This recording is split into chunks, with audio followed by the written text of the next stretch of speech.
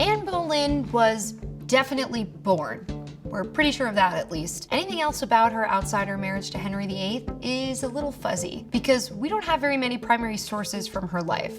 So what we do know of her is subjective, depending on how the writer felt about Anne, Henry, and the Catholic Church. Anne was the daughter of Thomas Boleyn, 1st Earl of Wiltshire, and Lady Elizabeth Howard. As a child of nobility, she was sent during her tween years to learn how to survive living at court.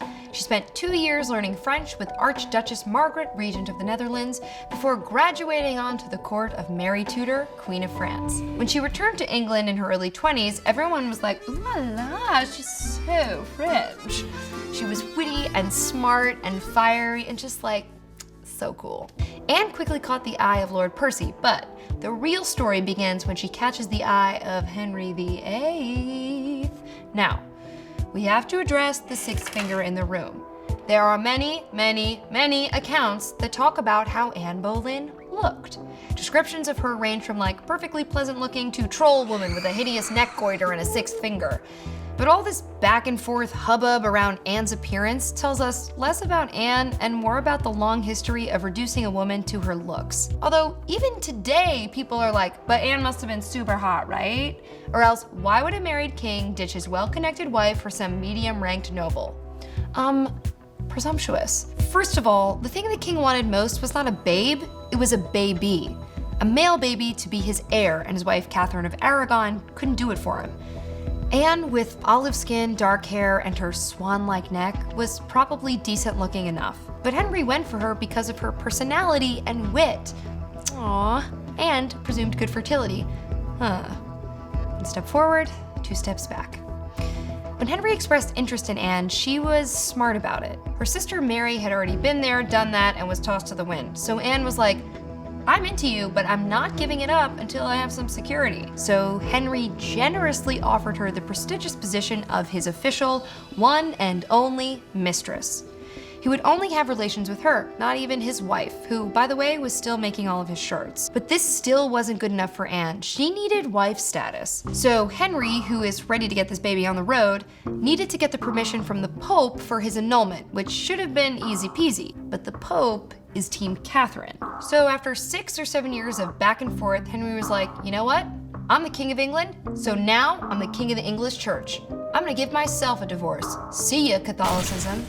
This made the Catholics not happy. Lots of people blamed Anne, obviously. It's true that she showed some sympathies to Protestantism before, pushing for reform. And it's also true the Catholic Church getting in her way pushed her towards it. So it's like a little chicken or the egg situation. They finally get married in January 1533, which was very important to Henry because Anne was 6 months pregnant, and that baby needed to be born in wedlock. They were so sure they were having a boy. They'd even written out the birth announcements for their new prince before she had even given birth. And that boy's name was Elizabeth. This is fine. They're fine. They'll have another kid. It's fine. It's fine. It's fine. It wasn't fine. The feisty wit that attracted Henry to Anne was all fine and well for a mistress, but as a wife, not so cute anymore. Anne had 2 stillborn children and a miscarriage, which was a boy. And Henry came to the only obvious conclusion. Anne had seduced him by witchcraft, and he was done. It didn't hurt that he had already moved on to Jane Seymour, one of Anne's ladies. Henry gave orders for Anne to be investigated. Her favorite musician was arrested and was tortured into saying they had an affair. A king cheating on his wife? Expected. A queen doing the same? Treason. The list of names Anne supposedly had affairs with grew to 5, including her own brother George, who was implicated by his own wife, jealous of her husband's relationship with his sister. It seems unlikely that Anne was actually guilty, but truth doesn't really matter to Henry, and Anne was sentenced to death by beheading.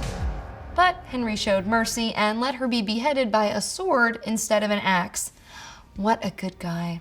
At her execution, she was calm and poised, giving a short speech, accepting her fate, and praying for Henry's long reign. So, was she a spiteful witch or a forgiving, obedient wife? Whatever you think about her, it's undeniable that Anne left quite the impact on England, changing the course of its history and religion. Oh yeah, and giving birth to that useless daughter, Elizabeth I, who would be remembered as one of the greatest leaders England has ever seen. And who else can say that?